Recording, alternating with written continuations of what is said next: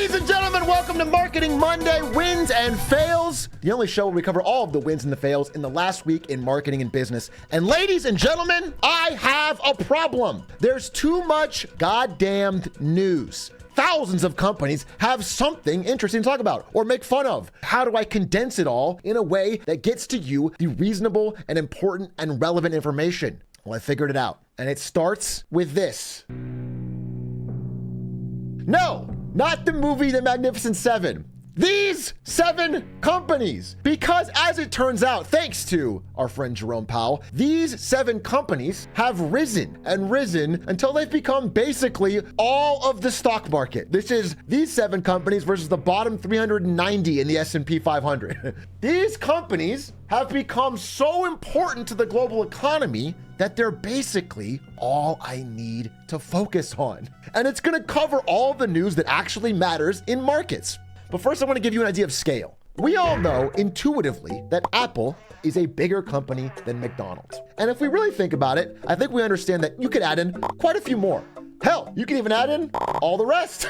But what you don't understand is that this is just scratching the surface. See, after I added in every fast food company, I went through every other listed food company, including the ones that own all of these brands. And I added those in. And still, we are not even close to what Apple is. Apple is worth more than the global food market, essentially. So I want you to understand that when we say big, we are talking about unimaginably big. And that means something. So look, if you're an investor in the stock market, you often put your money into passive index funds that buy the S&P 500. During this year so far, all of the gains in the S&P 500 have come from these 7 stocks. They're up 53% as of June. The total market's up 11%. And if you take out these 7 and you keep the remaining 493 companies, biggest companies in America, it's flat. The economy has had no growth basically for this year if you don't count these 7 companies, which means everyone doing a 401k is basically relying on these 7 to be continued drivers of growth to keep their retirement portfolio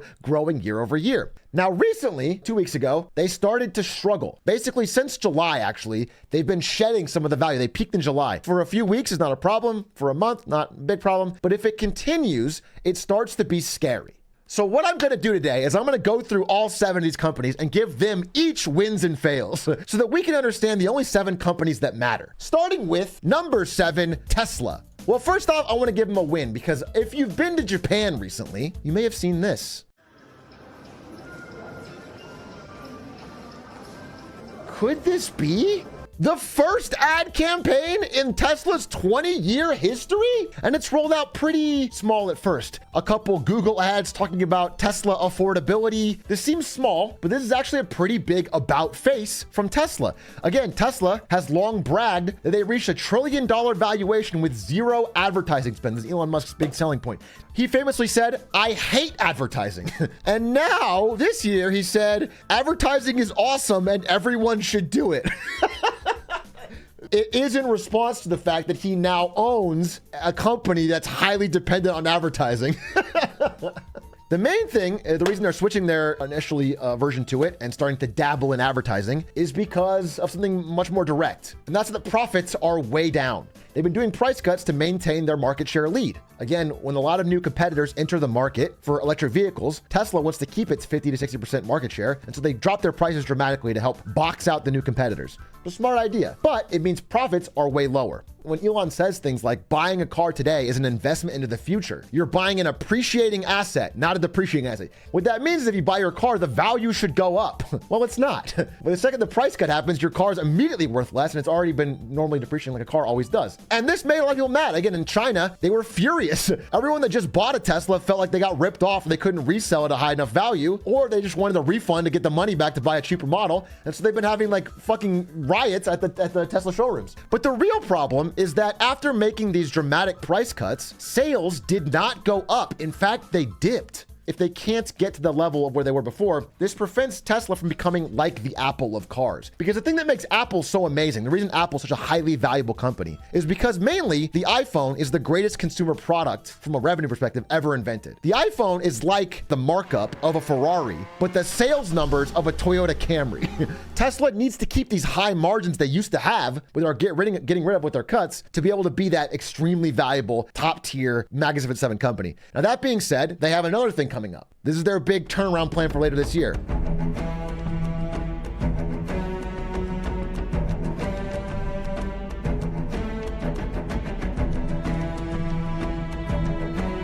The Cybertruck, baby.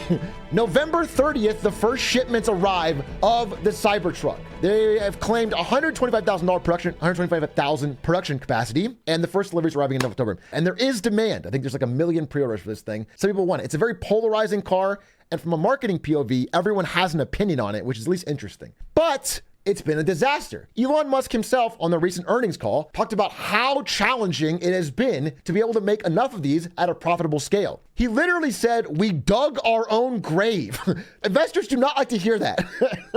And he warned pretty much zero chance this is profitable in 2024. Maybe by 25, Cybertruck turns around to become profitable. But right now, the cost of making it is so extreme, they can't sell these at a profit in 2024. Now, can they turn around? Possibly. They've done miracles before, and I think the actual core Tesla model is a great selling good car. That being said, the production quality on the Cybertruck also extends to the build, which is seeing a lot of early negative reviews and impact. It remains to be seen what happens with Tesla, but right now, that is why they are the bottom of the pack of the Magnificent Seven. Number 6, Mark Zuckerberg and Meta. You might look at this chart and think this is some sort of politics thing. This is actually the number of states that all sued Meta at the same time.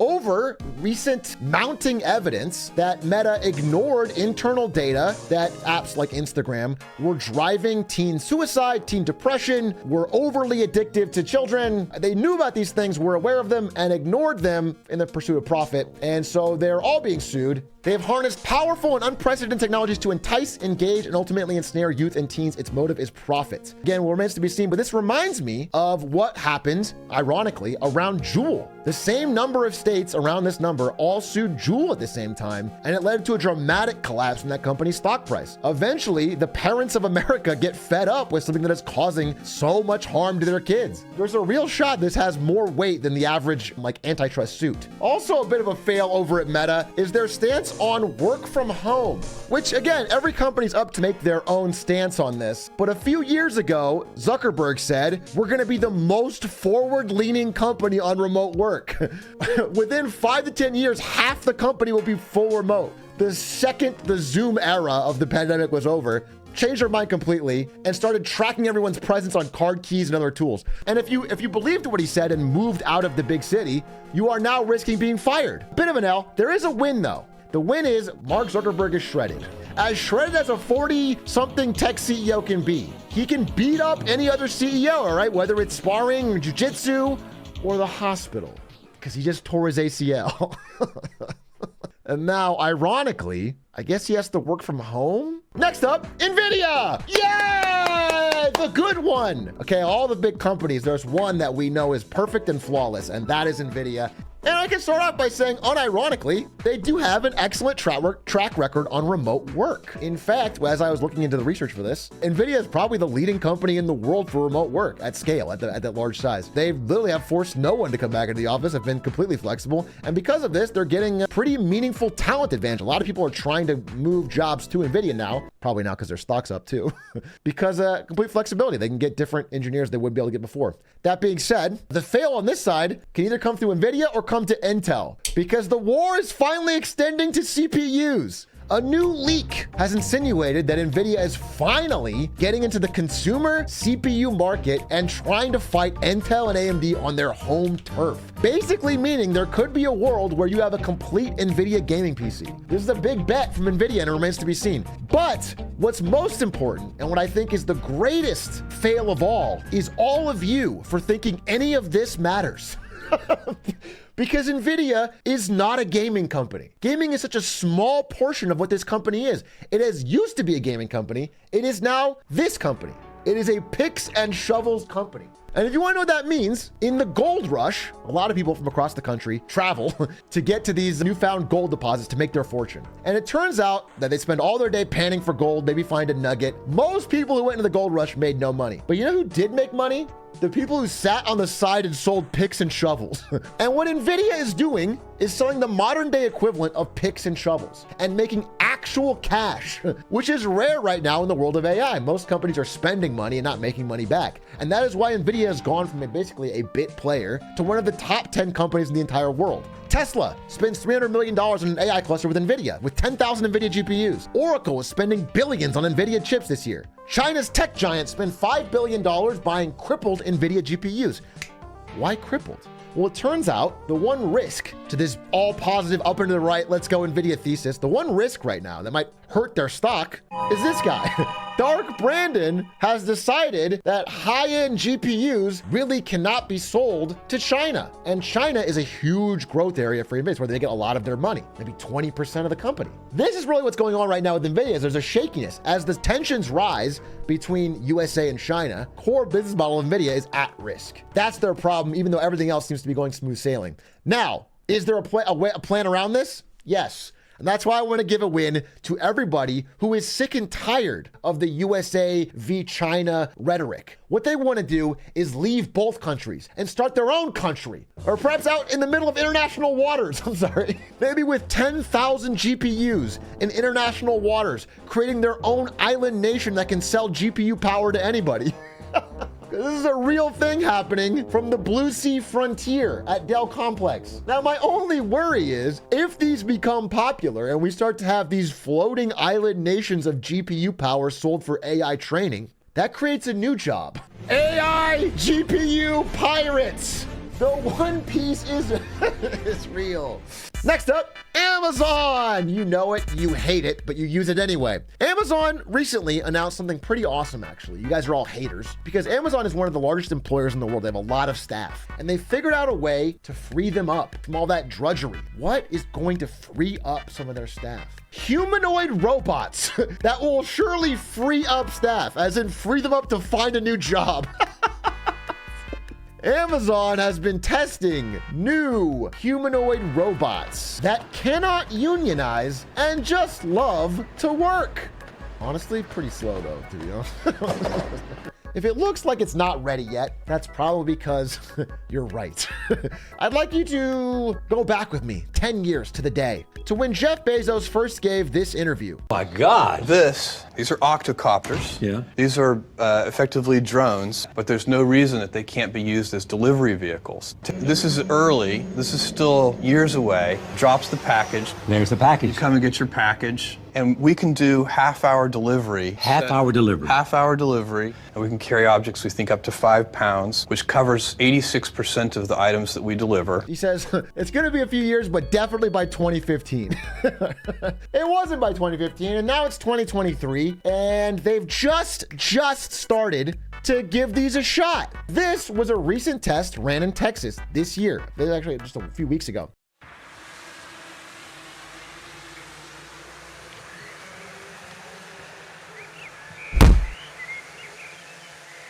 Look, up in the sky, it's a can of soup. Their much hyped drone project is finally starting to roll out 10 years late. The thing is, nobody so far really wants to use it.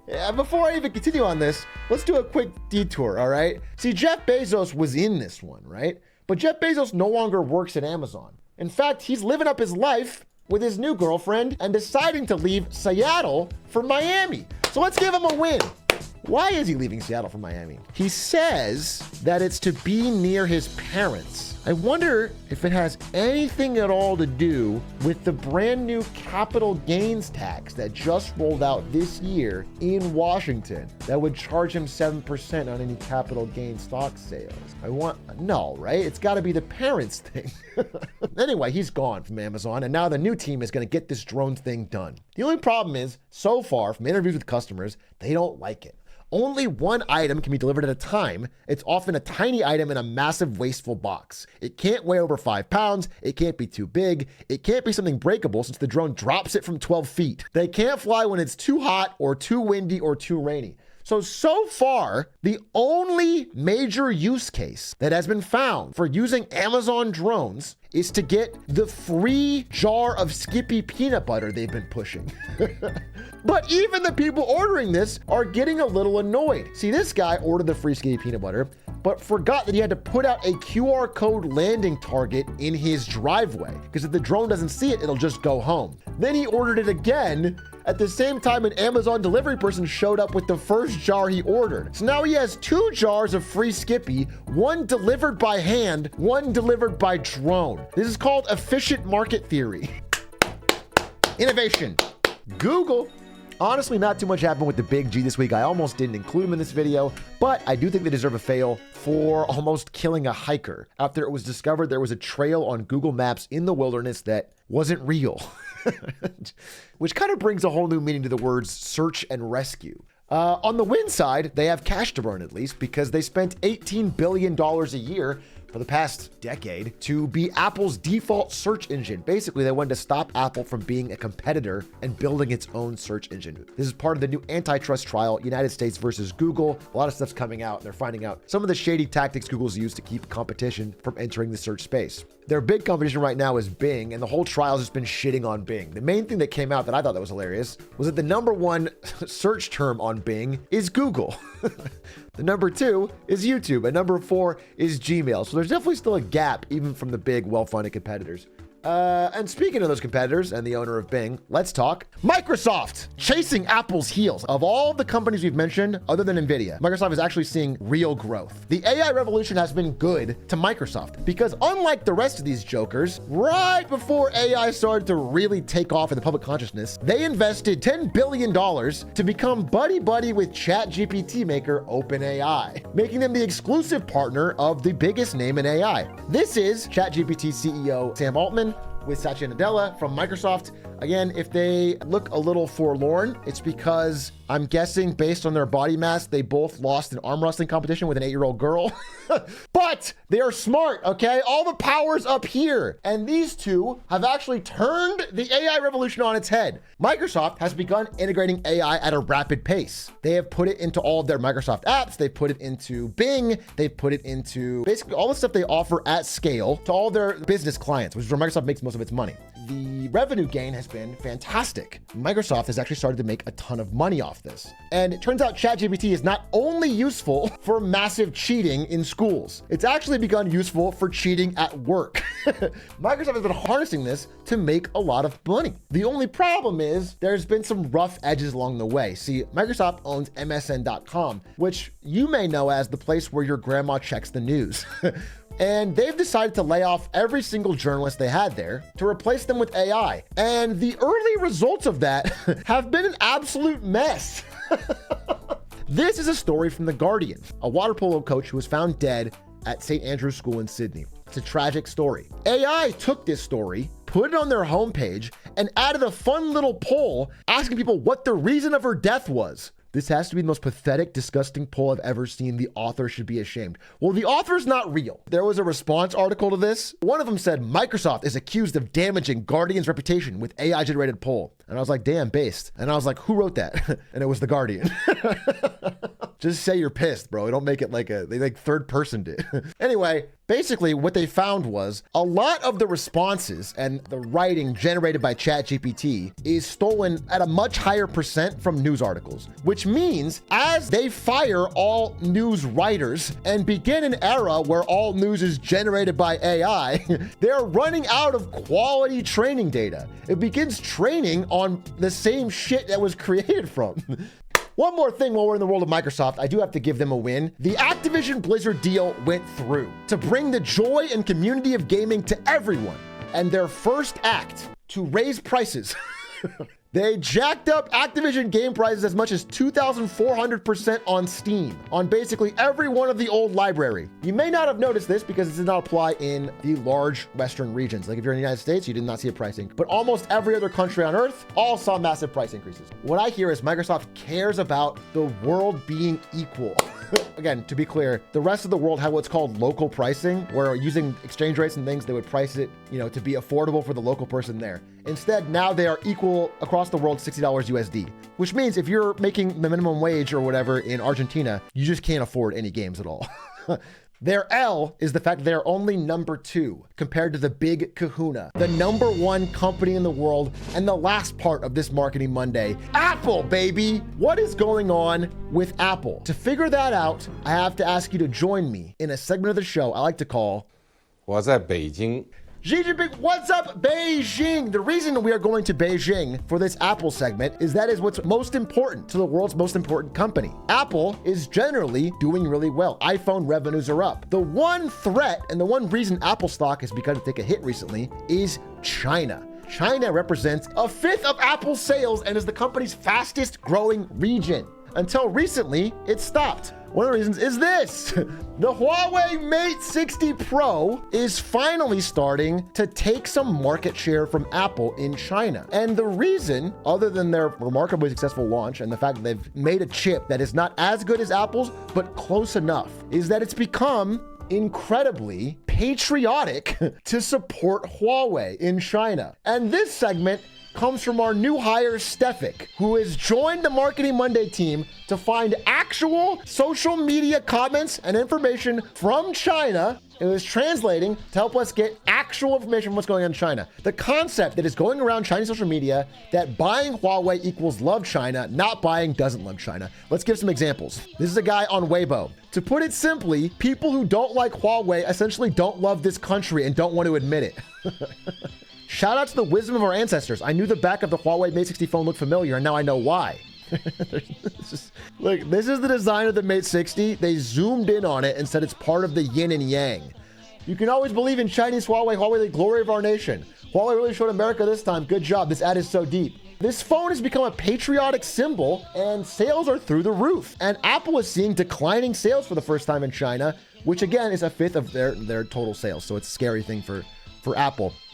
This is the princess of Huawei arriving, and people are waving Chinese flags, raising banners, and singing the national anthem. Basically, buildings are lighting up because this person works for Huawei, is in the city. People are making fun of it. Again, this is not the entire post of it. There are some funny memes making fun of it. Some of those memes are fake. Like, they're actually people who are like mocking the idea. People who are like pretending to salute it 1,000 times and like bowing in front of the store. But there is, like, especially among the older generations, a feeling that Huawei is patriotic and part of the spirit of China. But what's funny is this is a real trend on the right, is that people who own iPhones, they're putting Huawei phone cases on iPhones. They're putting Huawei screensavers and phone cases on iPhones so that when you look at it from a distance, it looks like a Huawei phone. So you can remain patriotic and make sure nobody thinks you're unpatriotic, but you're not actually gonna buy the phone, which is hilarious. And the example, how to make your phone patriotic with one click. There's like hundreds of tutorials in China on how to turn your iPhone to have this one-click patriot mode. This is what Apple's facing. They're facing a growing sense of nationalism in China that doesn't want them to buy America's biggest tech brand. Also, additionally, this guy, this is Terry Gao, is the billionaire Taiwanese owner of Foxconn. Foxconn is the company that makes all of the iPhones in China. You might have thought it's a Chinese company. They're actually a Taiwanese company, and they're owned by him. And he has decided to run for president of Taiwan. Now, he doesn't have a strong stance on whether or not Taiwan should be independent from China. But the problem is, China is so worried that he's gonna split the vote, so the candidate that is fiercely independent from China is gonna win.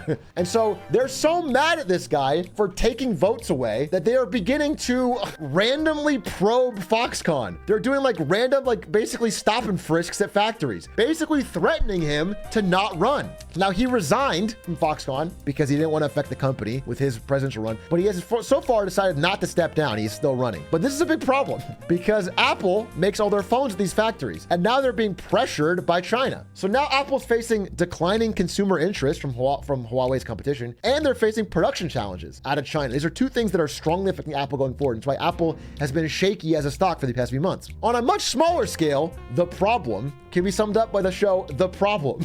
Because Apple has a lot of businesses globally, but China is one of the most important countries for them, and China is very particular about what can and cannot be said.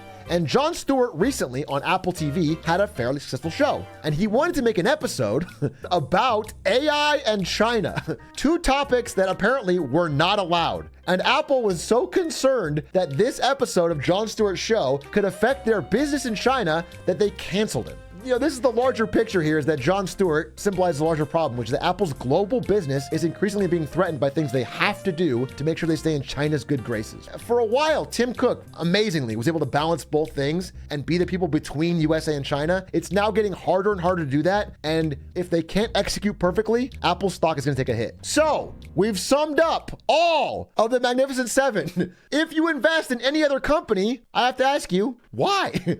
But thank you for watching the Magnificent Seven, and thank you for watching Marketing Monday. Tune in next week for more wins and fails. Check it.